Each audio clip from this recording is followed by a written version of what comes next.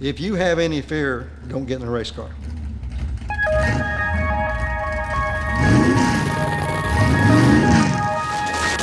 I never had fear, never.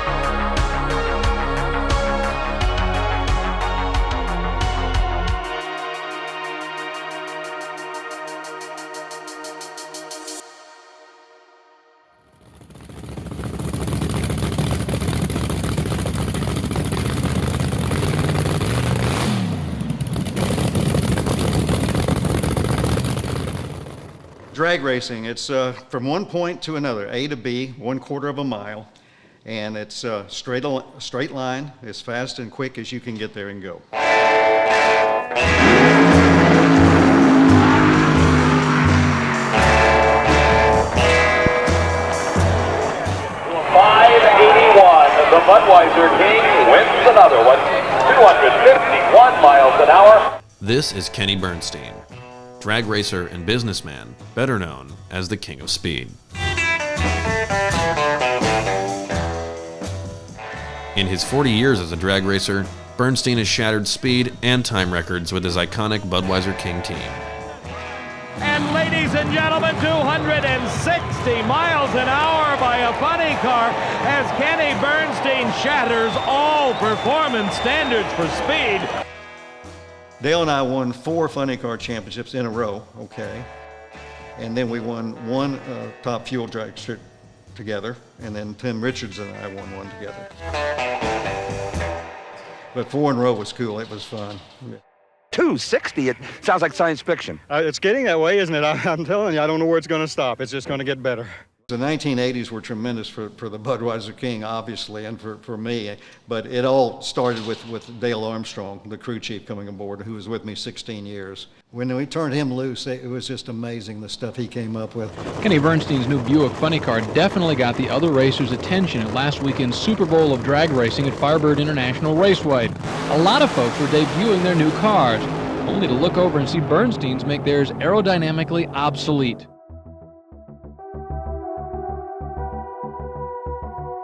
Bernstein and his Budweiser crew dominated the 80s, winning 4 consecutive funny car titles and shattering multiple records. But there was one record that continued to elude drag racers, considered by many to be the last great milestone in drag racing.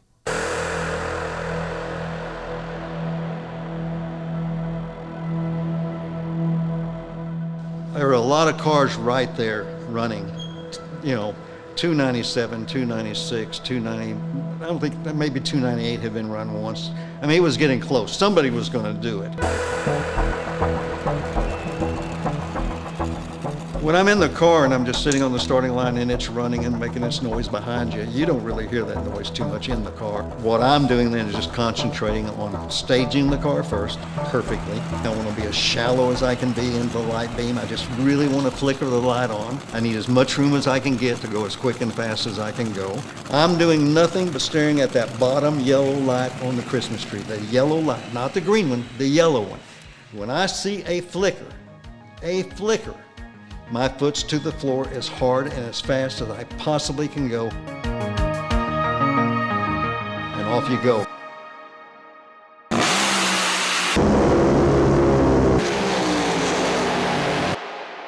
When it came up on the boards, Dale had already turned around and he had saw the elapsed time, which was number 1 and really quick, okay? But he had turned around and started walking back towards the truck to get in the car to come and pick me up. And the crew went crazy and grabbed him and turned him around and said, "Look, it says 301 miles an hour."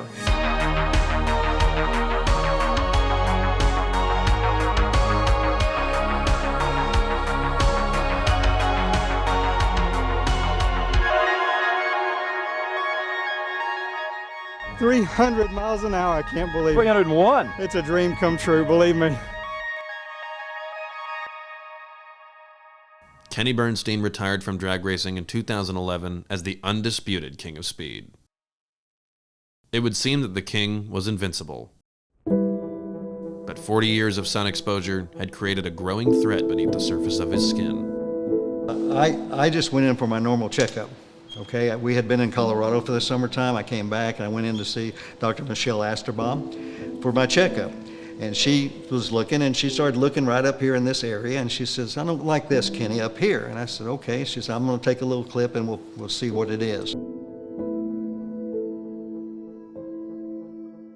And then about 3 or 4 days, 5 days later, she called and said, Kenny, it's a basal cell. A basal cell carcinoma, or BCC, is a common skin cancer, usually caused by excessive UV exposure. She said, but it's going to have to be fixed, and I think it's going to go down pretty far. And I need to send you to a specialist that does Mohs, okay, and reconstruction, because you're probably going to have some reconstruction done on your nose.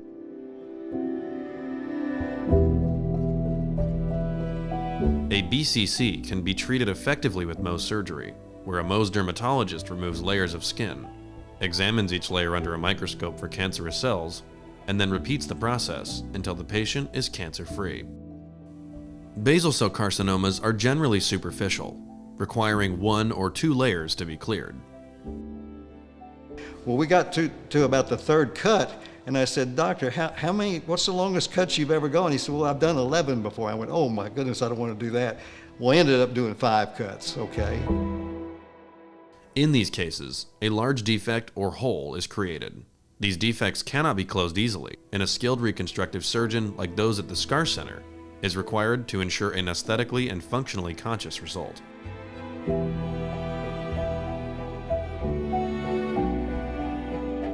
What's really good about scars is this. You go in for the Mohs and you do it, and if you need reconstruction, you just simply stay on that bed and they put you in the next room and they fix you up and then you go home.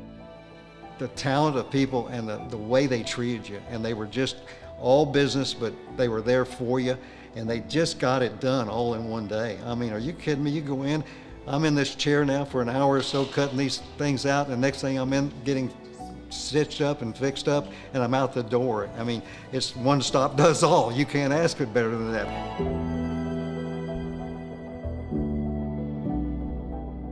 I don't think it has changed me at all in the way I look at life or what I want to do. I've never, heck, if I can drive a race car all those years and have those crashes and go through that, win and losing and all thing else, I can live with this right now by all means, because it's a piece of cake compared to that sometimes, okay? I've been asked many times, do you have time or do you breathe during a run down the quarter mile? I can't answer you. I don't know.